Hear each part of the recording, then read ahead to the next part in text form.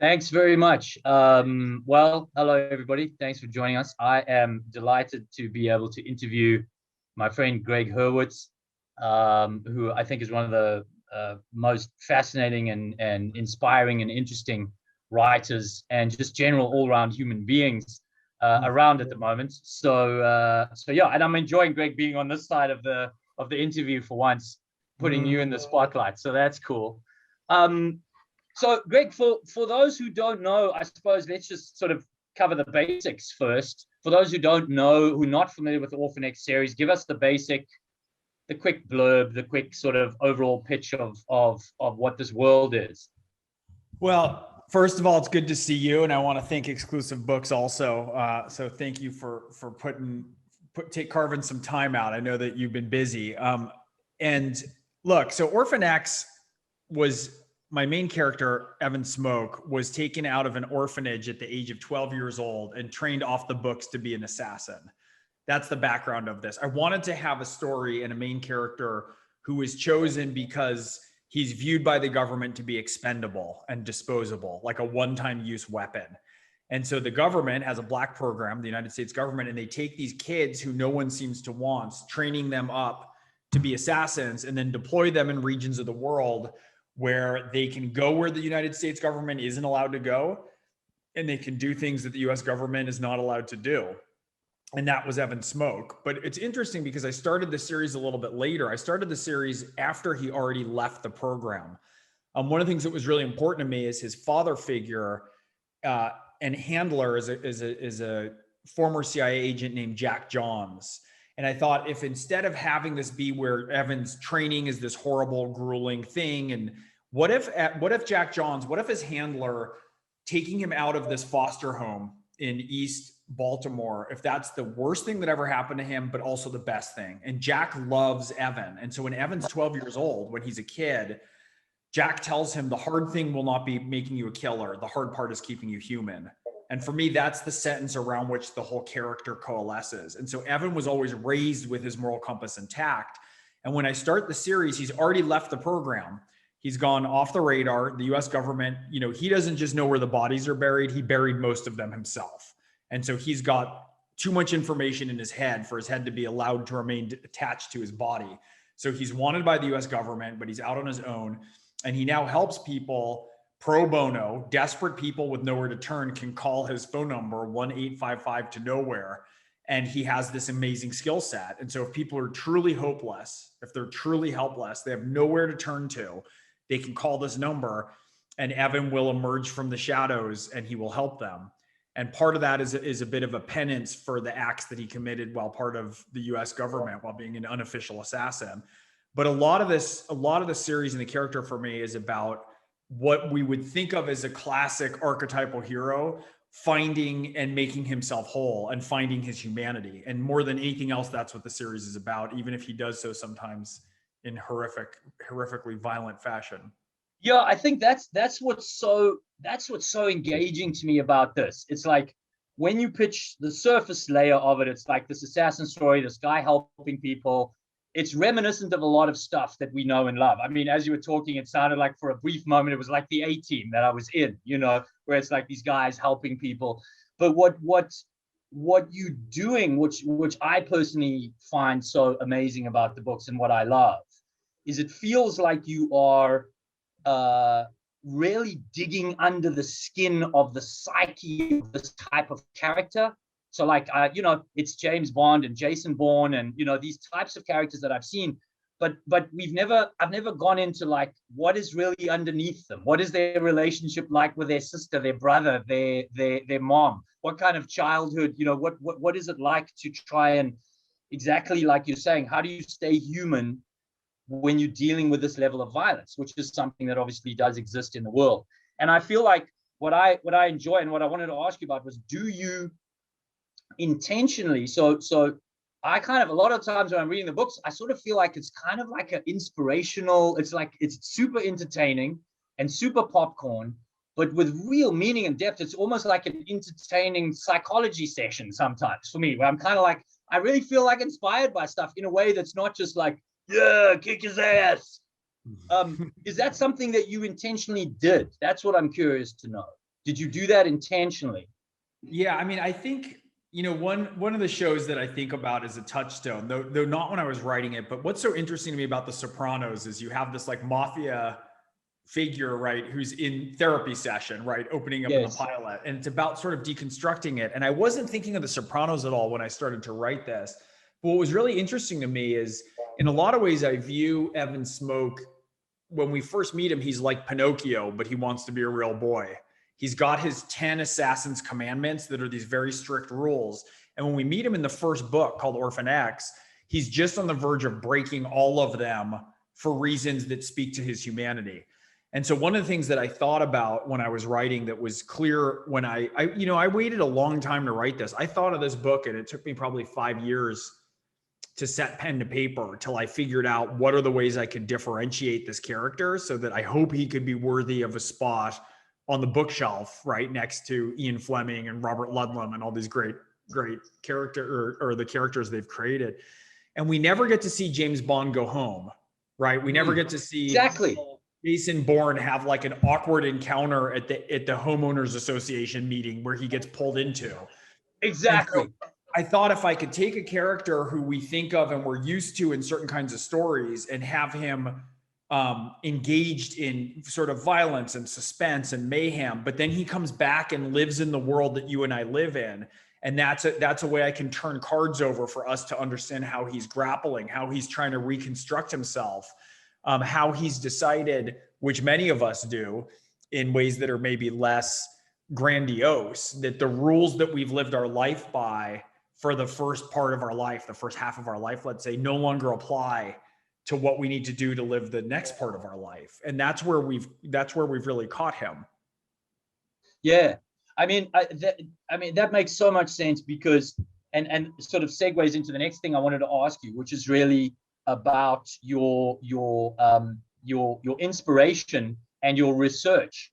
Like, I know that you do a lot of research when you're writing these projects, like probably a lot more than most writers do. So I was just interested to know what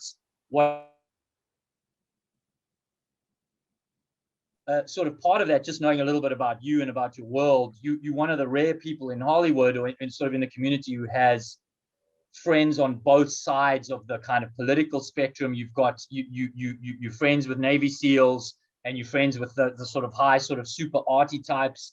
And you seem to be drawing on all of that in this work, like the different realms that you are exposed to yourself. I was wondering if you could talk a bit about that. Yeah, well, I do a great deal of research for these books. I mean, before I started the series, I went and I shoot every gun that Evan shoots, like from Benelli combat shotguns to custom 1911s. And I actually went and trained in mixed martial arts fighting before I started the series. And by that, I do not mean to imply that I was any good at it. Mostly a process of... I'm just trying to imagine you as a mixed art in the ring. Yeah, that's amazing. It wasn't pretty, but I did it for a number of months. It was mostly a process of introducing my face to the training mat again and again and again. But I wanted to really I like to write from a place of telling detail. So in the name of the books, I've gone undercover into mind control cults. I've gone up and stunt airplanes. I've blown up cars on demolition ranges. I try and go and do everything. And the reason for that is if I get to a scene, if I get to action, I never want to write the cliched version that's taken from other books or from TV or from movies. If I experience it firsthand, then I know how to put the reader and give them a front row seat to the action where the reader feels like they're right there. And I remember when I was doing mixed martial arts training, getting choked out, there's a particular quality to the pain, to the way that feels, that's very different than if I just write, and then he saw black and then the world went black. We're always trying to avoid cliches. And I know you do this in your own work. You don't want the typical reaction. You want something that feels real, that gives it a ring of verisimilitude. And there's also a lot of research that is not necessarily physical. Like for Prodigal Son, there's a subplot about some advanced government technology. And I found one of the guys who developed a lot of it in a lab at MIT and was back and forth with him, making sure that I get it right. I have a world-class hacker who I go back and forth with, a security systems analyst, one of the guys who helped design the first firewall, right? He's somebody else who I draw upon a lot. And then one of my college roommates is an emergency room doctor. And so for a lot of the injuries, whether inflicted or received, I'll call him because I want to make sure that I have that right. So I constantly make him violate the Hippocratic Oath, right? First, do no harm, because he's constantly helping me maim and injure other characters in precise medical fashion. So I do try and draw from a host of things to make sure that even if the books are elevated from what would happen in reality, that I'm still carrying the reader across the suspension of disbelief so that they can keep enjoying the story and they can feel like it's got tentacles that reach into the real world. Do you find, well, I was going to ask, and you sort of answering my next question in a way, that what I wanted to ask you is, how do you come up with the incredible level of descriptive writing that you just seem to, is this just a gift that you have, the way that you use like metaphor and simile, the way that when I read your descriptions of scene, I can see it. I mean, it's almost like the most perfect type of direction. If you were directing me in a movie, I'd be like, I just want to do it the way that you wrote it, because you in so much detail, you put me right there. And I was wondering about, and so like what you've said now, I suppose having the experiences is helping you to some degree. And also, I just wanted to know, like, do you observe people with that like ridiculous level of detail all the time? Like when I come over to your house and I visit you, are you watching and like, is your brain going like noticing every damn thing? Because you're so detailed in how you write. It's fascinating. Well, my brain has to go pretty fast to keep up with you. So that's part of the challenge. But in terms of the detail, I think that's like factory issue software. I mean, that's just how my brain works. And so I think everyone has. Sorry, Alexa. I've got an Alexa trying to, in the middle of a game farm, trying to connect to the internet. Sorry, continue. So, I think in stories, I think in scenes, I think in words a lot. So if I see something or experience something, often one of the things that I do is I start to think, how would I write this? Like even in the moment. So I'm constantly jotting down notes. And it's weird. I've always been that way. I've always been in the game of, I wrote my first mysteries when I was 10 years old. I illustrated them with crayons. Like I was always interested in building stories and working on how I can capture and describe things in a way that communicate that to the reader. And so, I just think that's sort of the filter. That's the overlay with which I engage with the world.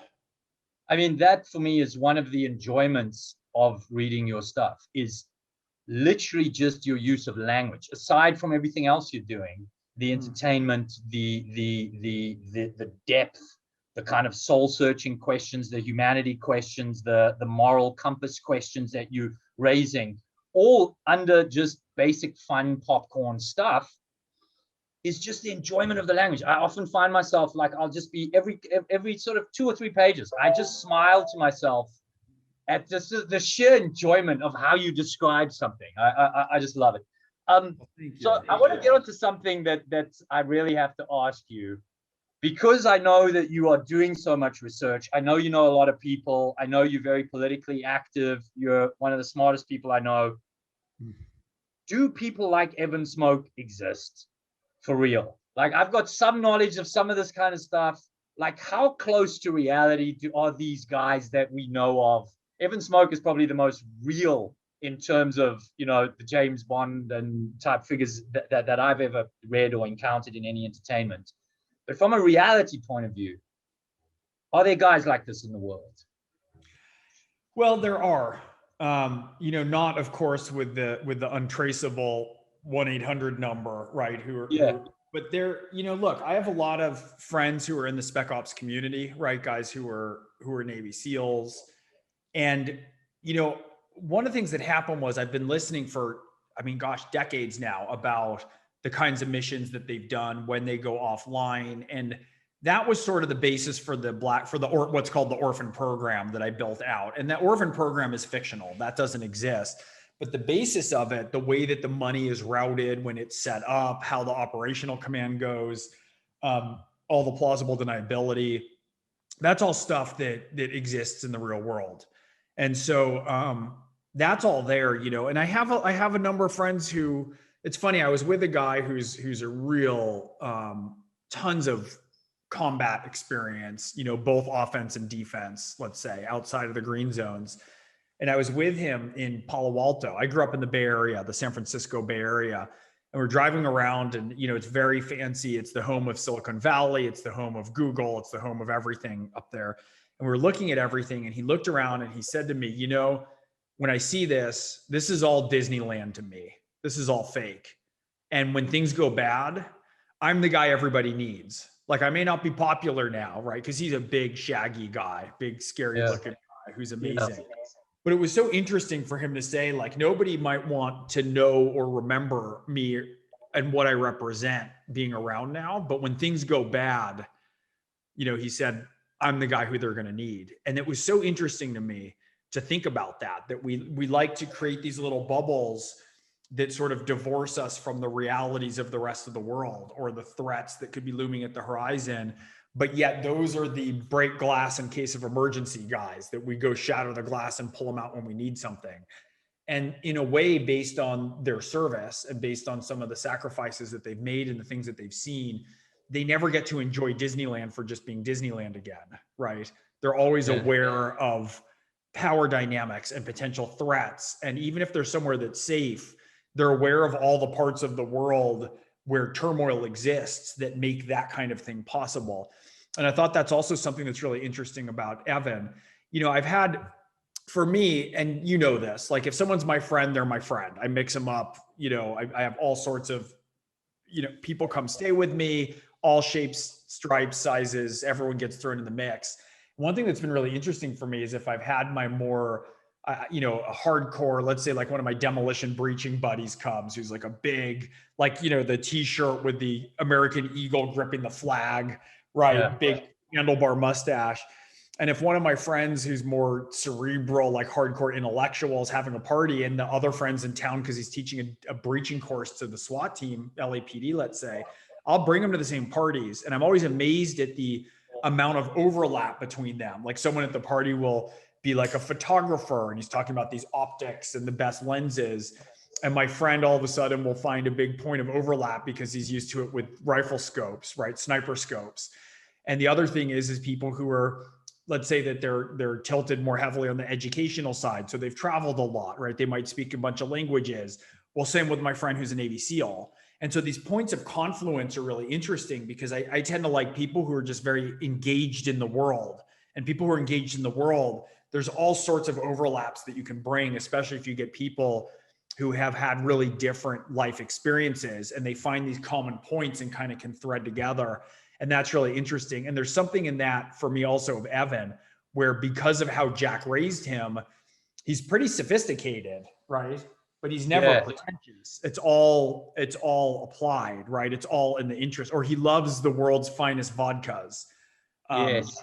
You've seen some of those at my house. I collect some of the world's finest vodkas, but he doesn't drink them to be pretentious or to be arrogant or to be snotty about it. He drinks it because he likes the purest possible liquids, right? It's like a purification ritual for him. And so the aim is always to have him alive and engaged in the world with his five senses. But it's all about the thing itself, right? It's never about showing off that he might know something. And, he wasn't educated in any formal way after the age of 12. He was raised by Jack, who taught him military history, languages, etiquette in different countries, which is really important because you don't want to offend somebody if you're operating in the Middle East and you don't understand the rules and the culture. So it's very interesting to make a well-rounded character who comes from practicality. I remember a guy that I met just talking about whether these guys are real. The closest I got was meeting somebody who was doing and working with and kind of being trained by a guy who was doing black ops hits for the government right after the time of 9/11, where the US government was supposedly unofficially taking out certain targets that were known kind of terrorists. There was a bunch on a list, and they had ways of just going out and hiring operators to supposedly, they literally pay them a chunk of money, and these guys get unofficially assassinated. And I remember feeling so sort of surprised by that, And just what really resonates with me with this character and with what you're saying here is I went just personally, as I started playing soldiers and playing mercenaries and all of this, I'd grown up in a very anti-violence kind of headspace. Like we've evolved beyond this, living in my safe latte drinking society, to realize like, wow, actually, there's still guys out there. These types of tough guys who've got to go out there. And like when it's difficult for me to say goodbye to my daughter and go and work for 3 months on a movie, and then she's still going to come visit me multiple times.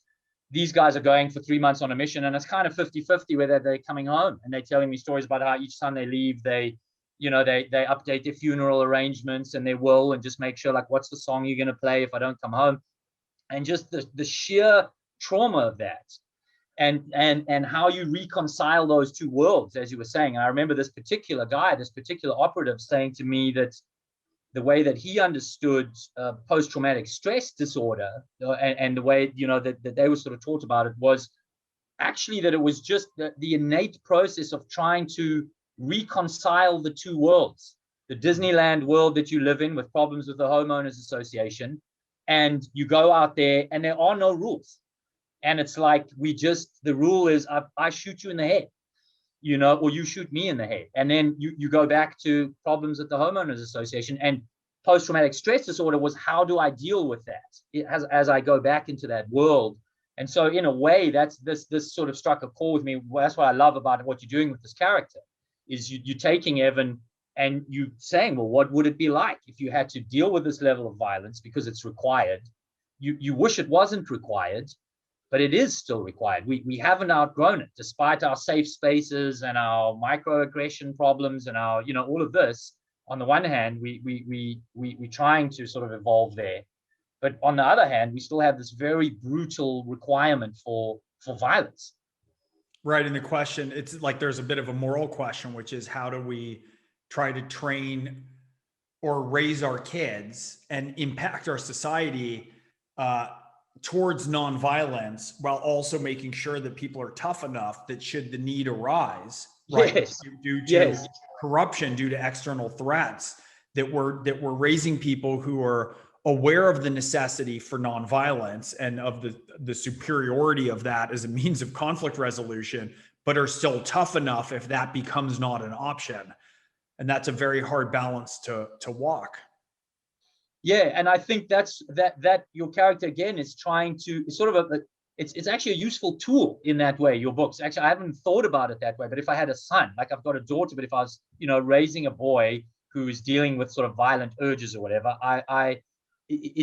it's an incredible question. I mean, I also found it very interesting to sort of ask why it is, and especially of somebody like yourself, why is it that we as a society, in Western society, we're very rule orientated. We've got very strict rules. If a first world country is functioning properly, you won't be able to bribe a police officer, for example, but we somehow fully accept and in fact glorify the fact that our government can have a secret unit that secretly goes and breaks every rule that we live by. It's just like, and we'll deny that they did it. And we sort of, as a society, as a civilization, we like, that's okay. Yeah, we know you have like these spy guys out there, like we know you secretly doing it. We know you all spying on each other in secrets. But then we present this, like we've got international law face at the United Nations. Why do you think that is? Like, why do we allow it? Let me say, as a society, why do we allow our government to have such a unit? Or units or individuals, or do we allow it? Do they just do it because we need it to, I think we make dangerous deals with our anger, let's say. If everything's repressed in society, there still is a need for certain protective elements to take place. And so if we have plausible deniability, if we don't have to think about it, we don't have to worry about it. And as you mentioned, if we're walking around and living our life and have iPhones that cost a lot less money than they should because of where they're outsourced. There's all these ways that we're benefiting from the world. But there's a lot of risks in the world the further you get from US borders. I mean, or Western country borders, let's just say. You know, you get into the complexities of life, you get into the complexities of injustice and the ways that they work. What was very important for me along those lines when I was setting the template for Evan Smoke was his moral compass was never shattered, because Jack Johns, his handler and his father figure, raised him to say, there's one point when he says, Evan was the smallest kid in the foster home and Jack chose him. And at one point, Evan says, why did you choose me? And Jack says, you know what it feels like to be powerless. And I need somebody who knows that in their bones and will never forget that feeling. Because if you know what it's like to be powerless and you don't lose touch with it, you don't, Jack's training of Evan is you protect that in other people. You protect the powerlessness, right? It's not like Evan was the biggest kid and got chosen, was always a bully. And so part of it is he eventually left the orphan program because Jack raised him to be a fully formed human with a moral compass. And that moral compass, that lesson he was given of remaining human, right, and also being trained to be an assassin, those are two trains on a collision course.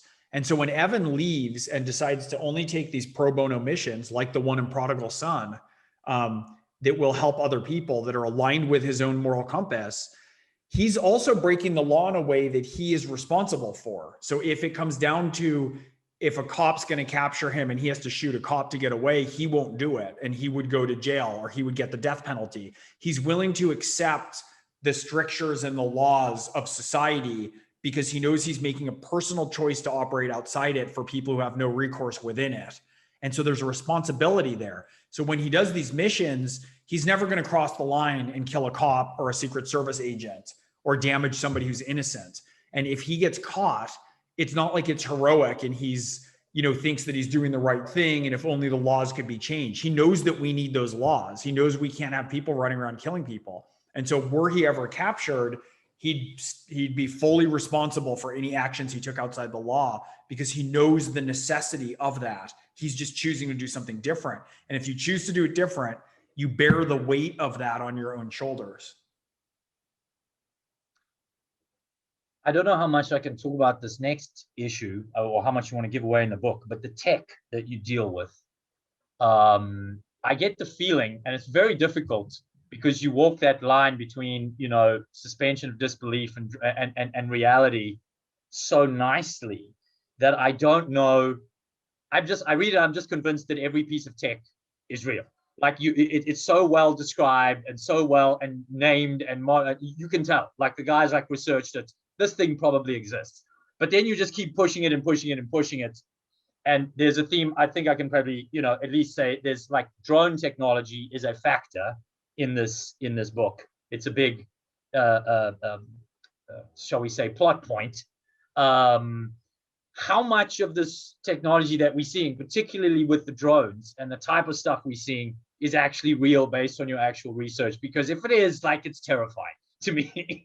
It's utterly terrifying. And I get a sense that we're close if it's not real, but yes, just please put my mind at ease or terrify me. I cannot put your mind at ease. Everything I do, unfortunately. Look, the research that I do tends to be technologies that are in the pipeline or in DARPA labs or the cutting edge of technology. Some of the specifics, of course, have been altered, but I did a lot of research with this with a guy who worked in a lab helping to create a lot of this. And so these are all the conditions. This is all stuff that is coming. These are all the moral questions we'll have to deal with. To set a bit of a template just for Prodigal Son specifically. So when that 1-800 number, 1-855 to know where phone number rings, and Evan answers it, he always says, "Do you need my help?" And it's a number that's passed along. It's sort of like this urban legend, and people who are in trouble can call it. At the opening of Prodigal Son, the person who calls it is a woman claiming to be his mother. And so he's an orphan. He was pushed off into a foster home. He never knew what she was real. And so the book opens with this really interesting question and premise of is she trying to draw him out so he can be killed? Is she associated with his enemies? Is she real? And as he goes to investigate that, he gets put on this track. First of all, the story of that pulls him back further into his past in a way we've never seen. We go back into the foster home and flashbacks, which I've never shown fully before. And as it gets more personal, moves back in time, the current plot keeps escalating up through through the layers of power in the US government as bigger and bigger threats target him so it's sort of this counterweight in the story. And that's where this government technology comes in. So as he's sort of ripped back to his past, he's ripped back to the foster home, some of the people in the foster home. He's got survivor's guilt because he made it out, and a lot of them are dead or in prison, right? And as it goes smaller and more intimate, this technology and the military industrial complex is, he starts to realize that the person who he's helping is being targeted by these immensely large forces. And so the book at the same time is the most personal, but it's also got the largest thriller stakes at the same time of any of the Orphan X books. And so that's where that tech came in. Do you think, like Elon Musk a while back was saying, like the AI is a bad idea, and like when you read this book, you really get to the end and you're like, this is genuinely on our doorstep now. It's not like feeling like you're reading something in sci-fi. Do you think this kind of level of automation and algorithmic, algorithm technology starting to be applied to weapons, do you think it's a bad idea? Do you think we should back off from it? You personally, like, would you say like just abandon all of this, or you think it's, I mean, I suppose it's unstoppable. We would probably agree on that. But if you could stop it, would you? Oh man, it's such a hard question. One of my friends is working, has done a ton of work in AI. And, one of the arguments that he makes is, you're correct that it's unstoppable. And we're getting close to having really scary stuff. Like there can be the way that our online profiles are searched. We could literally be on the verge of having different news stories that are written specifically to each user that triggers like sort of the most salacious or grabbing details based on their personal profile. So if you read the news about a war that's broken out, it's different from your neighbor, it's different from me, what information goes. So we talk about the sort of balkanization of news sources and research that can be tailored now to an individual. So there's certain ways that the information funnels, the specification of them is pretty scary. And, one of my friends who's one of the cutting edge people working in AI always says that he thinks that the only solution is to democratize it so that everybody has it at their disposal, because there's no stopping it. And so how do we make a kind of technology that everybody has access to, at least, so that it's not just consolidated in the hands of a few big companies in the government? But it's very frightening where we're getting. I mean, I'm increasingly of a mind that people who spend most of their time online, whether it's social media or news sources, it's very hard to do that and stay sane. And I mean that literally, to not be sort of conditioned into a different state of mind that isn't necessarily one that is one's own and balanced with reality. It's really frightening. Yeah, I think do you want to keep secret all of any of the tech, or do you want to tell us a little bit about some of the drone stuff that you have there in the story that we can look forward to, or do you want to just keep it a surprise? Yeah. Well, we can skate so around. Know what's out there, we can skate around it a little bit. I mean, in drone technology, they're working now on having AI, like outsourcing morality also, so that there could be a feedback loop with the decision to execute, say, a foreign player or someone who's labeled a terrorist, without a human being having to be in the decision loop, right? Because that makes it easier. That could reduce PTSD for people. Like, we keep sort of removing people from the sphere of war. But one of the things that's really interesting to me is the more that we do that, because you think about like Iwo Jima, right, where people were fighting, like every inch of sand in World War II in Iwo Jima was just like drenched in blood. It was awful, hardcore hand-to-hand fighting. And we have soldiers are increasingly removed from the sphere of combat, and yet PTSD incidents are even higher. And so it's really interesting to me why that, and that's even corrected for reporting, right? Because the obvious question is how, when people came back from World War II, PTSD wasn't sort of a big term of art.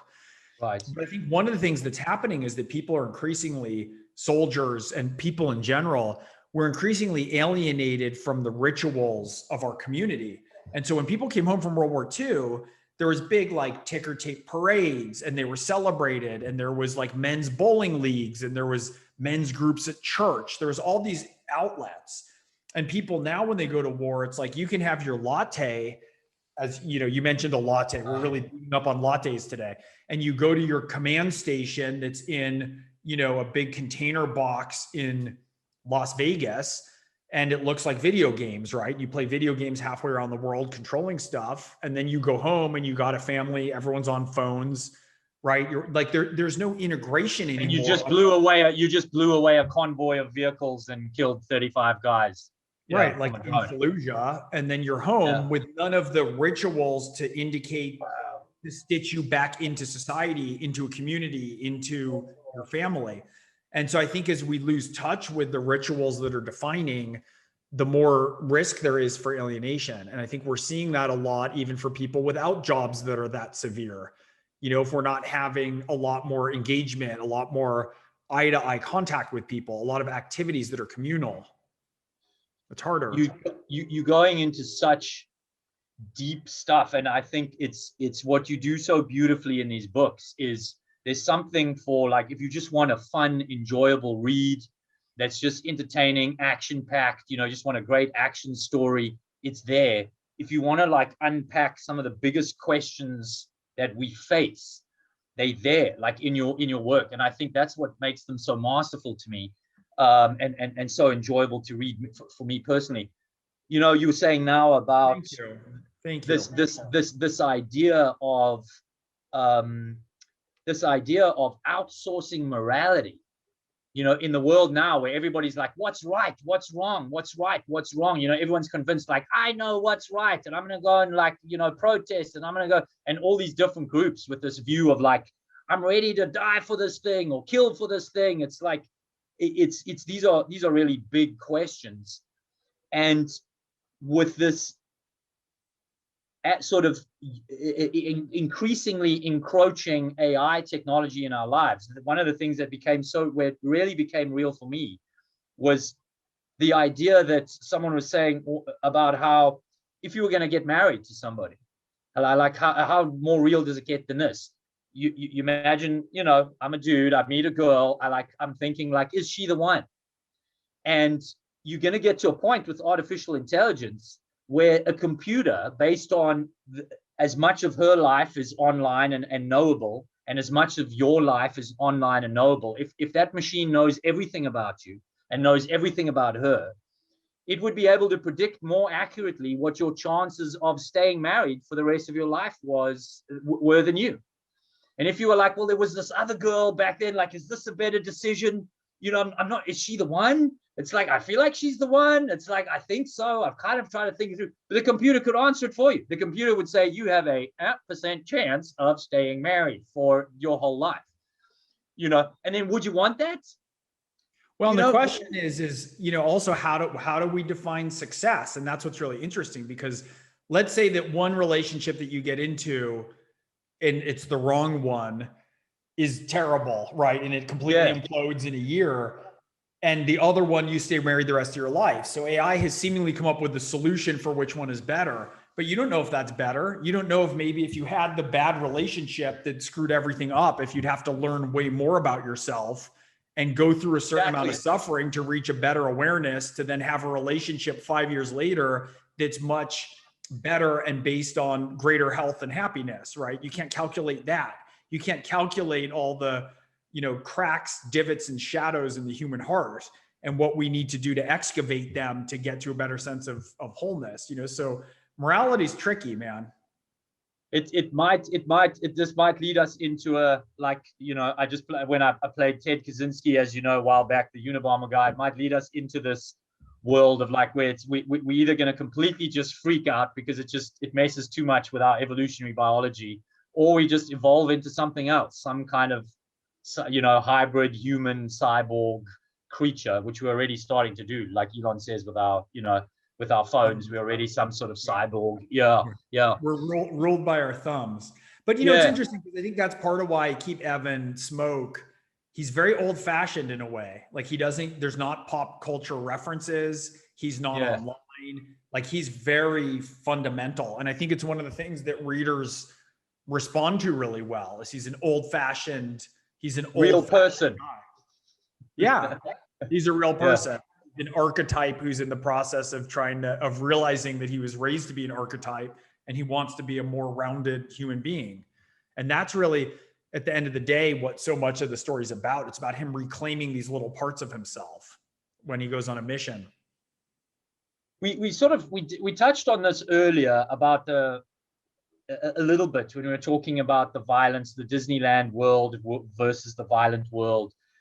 I'm obsessively fascinated about this as somebody working in Hollywood, where I'm in the Hollywood community. I'm seeing, especially in our artistic community, and I think this runs across the sort of, I suppose, communities in cities more so than in more rural communities, a very anti-violent society, or peace-loving. We don't like guns. We want to get rid of guns. We want to get rid of like hatred. We want to get rid of like, don't say bad words to each other that hurt people's feelings. Don't. And then everything we make is like full of violence and aggression and dominance hierarchies. And then we back to like, everyone's the same. And then everything we make again is like, Hollywood was freaking out when Trump was president. It's like, I can't believe the world's so tribal. And then you're like, but Game of Thrones is the biggest show in the world. And your books are like, it's about a guy that goes out and kills people. It's an enlightened version of that, in streaks ahead of anything else in terms of the intelligence, the depth that you approaching this very beloved type of idea. Guy kicks ass, you're in trouble. Here comes this alpha male dude who's going to kick some ass, and all the best. You've got all the best tropes of the alpha male, all the best kind of cliches of like what it is to be a good man in the traditional sense is coming through in this character. But what do you think it is in our society that still is so fascinated by violence, and yet we so plausibly deny it? We so, I don't like violence. I don't like guns. It's terrible. Violence is like, we must never resort to violence, Greg. And then it's like, and then what are you watching tonight? Yeah. Well, first of all, I'm glad we got the Sharlto Copley annoying squawky voice, because that's the same character. Thank you. Yeah, you have that. I love that. I was waiting for it to come out. You were waiting that I would do the squawky voice? Yeah. Look, I think there's a couple things. I think when we talk about Hollywood, the language that people choose to state whether they're violent or not violent is just language, right? Like Hollywood, if everyone's advocating that, Hollywood can be rather cutthroat, right? It's not like it's just all a little bit. Yeah. The Montessori high school, Montessori preschool, right? It's pretty tough. I mean, I think that the proper trope isn't to say, let's tamp down any violence. Let's tamp down anyone who uses unkind words. I think that the most evolved state, and look, it's not like this is a new thought, right? This goes back to the Romantic poets and everyone else. Is the purest state is when you go through life and you realize that you are capable of using violence to protect yourself in the name of good, but you also realize the horrificness of it and the awfulness of it, and that it should always be last resort, and that anytime that you use the minimum necessary force to any situation. That in some ways is the most evolved position, and that's Evans. And that's a bit of a trope, right? I mean, that's the guy in the Western who doesn't want to fight, right? Like we always have the hero who doesn't want to fight. They don't want to be violent.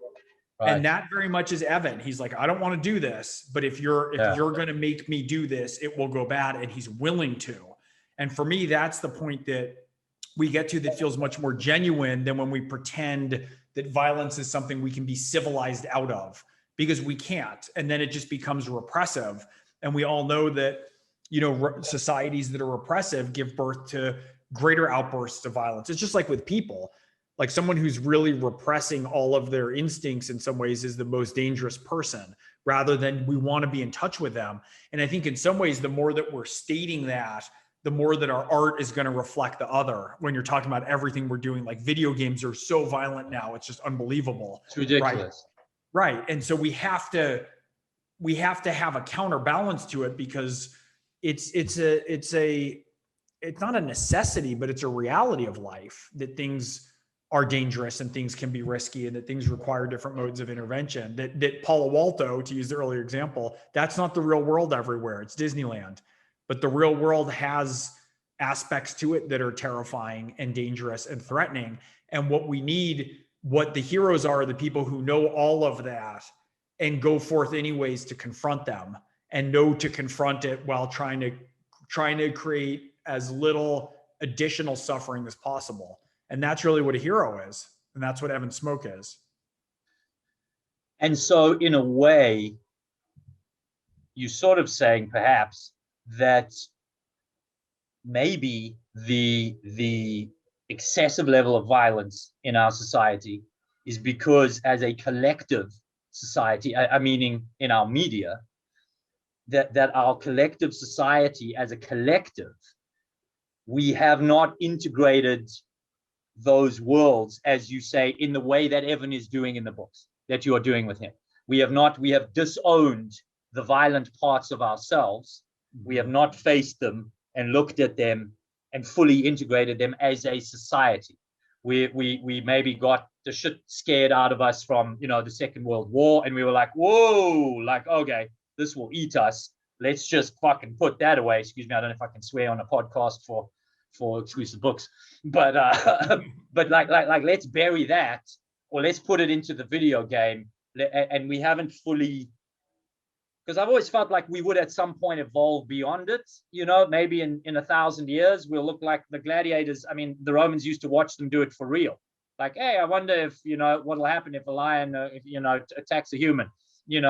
And it's like they used to watch the actual violence. Now we just do it on TV. And I can't imagine in 1,000 or 2,000 or 5,000 years, we're looking back going like, wow, they used to actually find this entertaining, And I mean, I'm speaking about movies that I'm in, I'm very cognizant of that fact. So yeah, it's just, it's interesting, but I love that's what you're trying to do with Evan. If society did that, you might have a better society. It's like a true hero. It's interesting. Like you say that maybe we'll evolve past that, but you look at the Bible, look at mythology, right? Like our stories are still, we can't lose the basis of those stories. Now they can be skewed if it's nothing but blood sport, like maybe, and it's just violence and gore. If it's, it's one thing, but it's interesting. You mentioned World War II, and Carl Jung always thought that, or he said at one point that Nazism could only have happened in the most evolved society in the world, right? The most philosophers,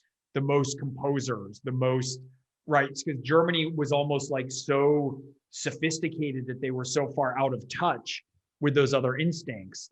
And I don't think we ever get away from them. I mean, I think there is a hero story in every society on earth. Even if you find a tribe in the Amazon who's had no contact with other human beings, they're going to have this. And I think that these stories like this are almost, they're selected for us as human beings. If you find people in the tribe, we know they have, opposable thumbs and eyelids, and they will have a hero myth, and they will have a hero myth with all the parts of it.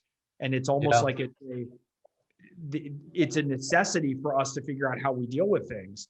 And we're not going to get rid of threats. We're just not, based on who humans are and who the world is. And so I think the most that we can do is to try and write and tell stories about it that give us some sort of meaning or orient us towards meaning within them. And so, it's funny because I'm not thinking philosophically all the way through when I'm writing these books. I'm trying to write, like, the story has to govern, right? Like what Evan does next, what's the threat, what's the scene, how do I make the scene real? I'm not writing just driving, your plots just fly amazingly and twist and turn. Yeah, it's great. Well, thank you. I mean, so but it's part of it, but I think this is the stuff that it's laid down on a foundation that has an awareness of past stories. And, in Orphan X, in the first book in the series, my dedication is to dozens of fictional characters. I devoted the book to everyone from, Gilgamesh to the Terminator. Like I just go all the way through, to Sarah Connor, right? And so there is a template there, and I'm trying to find the way to breathe new life into it, and to have things that differentiate this story in this series and make it feel a little bit different. because it's based on where I'm coming from. And look, the relationship between an author and the reader, it's so intimate. So unlike, because I also do, I write movies, I write TV, I write comics.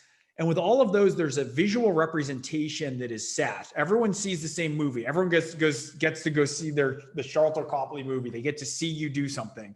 And it's the same thing. And they have all sorts of different experiences. But what's so interesting with a book is collaborative. So if I sell 1 million copies of Prodigal Son, there's 1 million different movies playing in 1 million different people's brains.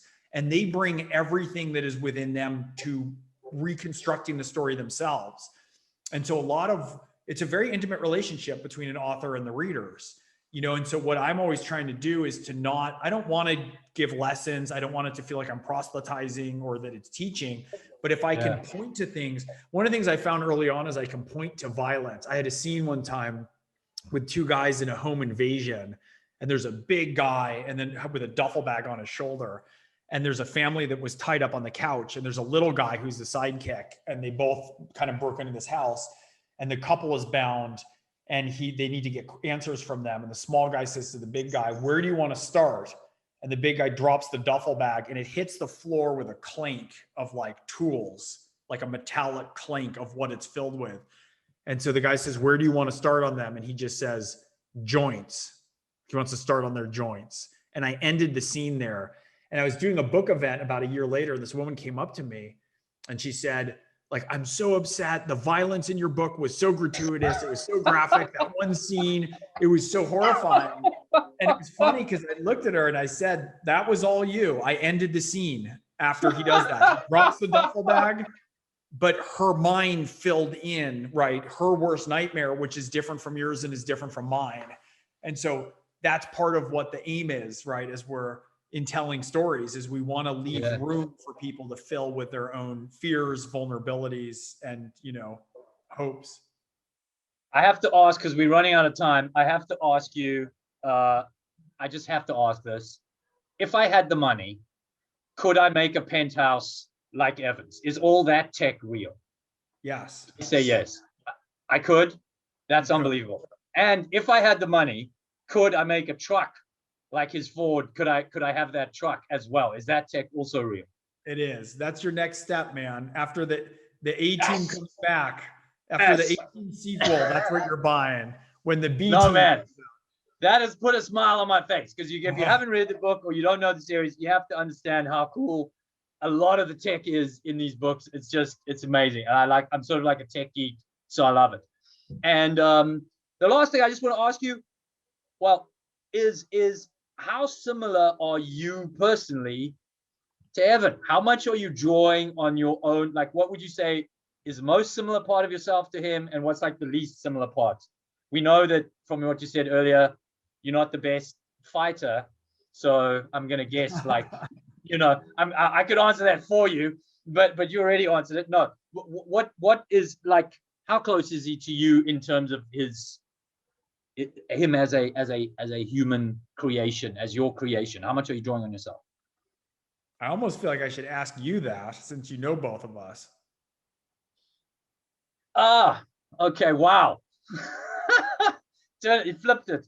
I think it's very interesting, man, because I think his central moral core, from what I know of you so far in our friendship, is I think he is a dramatized, exaggerated version of you. I think he's an exaggerated, for sake of storytelling, version of, generally speaking, how you see the world at a core level, at a moral level. I'm not talking about the little things, although there's plenty little examples, like his vodkas or his little things that I can see come from your life. But that's how I'd read it. Is kind of like, he does talk a lot less than me. Much more. That's very true. That's very true. He talks a lot less than both of us. Well, listen, man, I really appreciate you having this chat with me. It was very enjoyable. Totally. It was a real honor, man. Oh, I had one last question. Okay. What happens if I actually dial the actual number. I had it written down here again. It's the 1-855 to nowhere. If I dial that actual number, what happens? Well, do they have like some recorded message on there now or something? That's right. So people can call. I don't know how well it works internationally, but it's a 1-855 number in the US. And if you call it, that's his real line. So let's see if people can figure it out from South Africa. See if we can figure out how to dial the number from South Africa, because I so want to call that line. I'm going to do that afterwards. I should have called it. Should have actually called it now, but it's just my call from your US cell phone, maybe. From my US cell phone and see what happens. Greg, thanks for talking, guys. Thanks for joining us. Thanks for watching. Thank you, everyone. Go get a copy of this book. If you like this kind of genre stuff, it is really, really special. It's a riveting read. It's available at Exclusive Books. Greg, thanks so much, brother. Thanks, Sharlto. All right.